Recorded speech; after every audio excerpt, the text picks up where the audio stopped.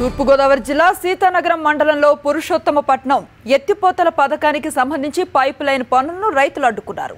ఈ ఘటన నాగంపల్లిలో జరిగింది. రైతులకు ఎటువంటి సమాచారం ఇవ్వకుండా భూముల్లో పనులు ఎలా ప్రారంభిస్తారంటూ ఆందోళనకు దిగారు. దీంతో పోలీసులు రంగంలోకి దిగారు. రైతుల వద్ద నుంచి భూములు స్వాధీనం చేసుకున్నట్లుగా ఆధారాలను చూపించాలని ఇరిగేషన్ అధికారులను కోరారు. దీనికి సంబంధించిన ఆధారాలు చూపించాలని ఇరిగేషన్ సిబ్బంది పనులు నిలిపేసి వెనుదిరిగారు. అనేక ప్రాజెక్టులు ఉన్నాయండి. పుష్కర లిఫ్ట్ ఇరిగేషన్ పుష్కర ఉంది, పుష్కర 1 2 ఉంది. 1,80,000 పుష్కర 1,80,000 తోడవుతుంది. పుష్కర లిఫ్ట్ ఇరిగేషన్ 1,20,000 తోడుతుంది. అదే టెక్నాలజీ తీసుకుపోవచ్చు మీరు అక్కడికి. మీరు అన్యాయంగా రైతులు పొలం టెంపరీ ప్రాజెక్ట్ కోసం 2 సంవత్సరాల ప్రాజెక్ట్ కోసం ఇవాళ రైతులు భూములు నాశనం చేసి రైతులను అనాథం చేస్తారు. మీరు 2 సంవత్సరాలు కేవలం 2 సంవత్సరాల ప్రాజెక్ట్ మీ గౌరవ ముఖ్యమంత్రి చెప్తారు, మినిస్టర్లు చెప్తారు, అందరూ చెప్తున్నారు 2019 పోలం ప్రాజెక్ట్ చేస్తాం.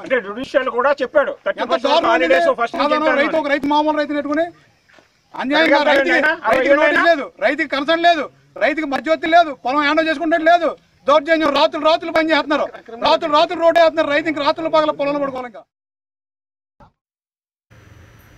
ఈ ఉద్రిక్తతకు సంబంధించి పూర్తి వివరాలు మా కరెస్పాండెంట్ హరీష్ అడిగి తెలుసుకుందాం. హరీష్, పురుషోత్తపట్నం ప్రాజెక్టు వద్ద ప్రస్తుత పరిస్థితి ఎట్లా ఉంది? రైతుల అభ్యంతరాలు ఏం వ్యక్తం చేశారు?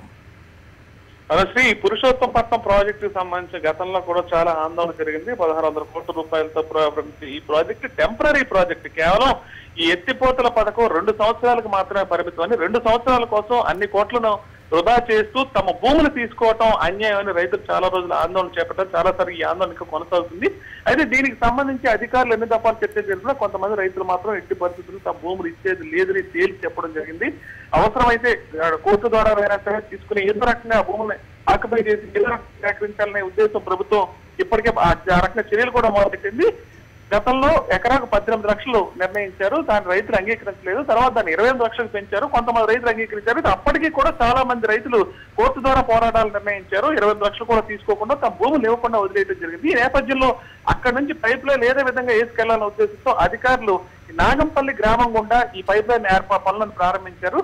దాన్ని రైతులు అడ్డుకున్నారు. అసలు తమ భూముల గుండా ఈ పైప్ లైన్ వేయడానికి ఏ ఆధారాలు ఉన్నాయంటే తమ భూములు స్వాధీనం చేసుకున్నారంటానికి అసలు ఇరిగేషన్ అధికారుల వద్ద ఏ రకమైన ఆధారాలు ఉన్నాయో స్పష్టం చేయాలని డిమాండ్ చేశారు. దీంతో ఉద్రిక్త పరిస్థితి నెలకొంది. పోలీసులు కూడా రంగప్రవేశం చేశారు. స్థానికంగా ఉన్న పోలీసులు కూడా నిజంగా ఇరిగేషన్ అధికారులు ఆ ప్రాంతంలో పనులు చేపట్టాలంటే రైతులు అడిగినట్లుగా ఏ ఆధారాలు ఉన్నాయో చూపించమని ఇరిగేషన్ శాఖ అధికారులు అడిగితే వాళ్ళు ఏమి చూపించలేక పనులను అక్కడ నిలుపు చేసి వెనుదిరగడం జరిగింది.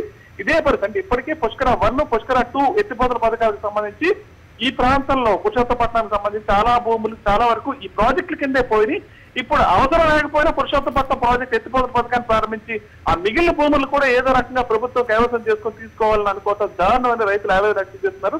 ప్రస్తుతం అయితే అక్కడ పరిస్థితి ప్రశాంతంగా ఉంది. ఇరిగేషన్ అధికారులు అయితే అక్కడ పనులు నిలుపు చేశారు. Right, thank you Harish. ఇదిలా ఉంటే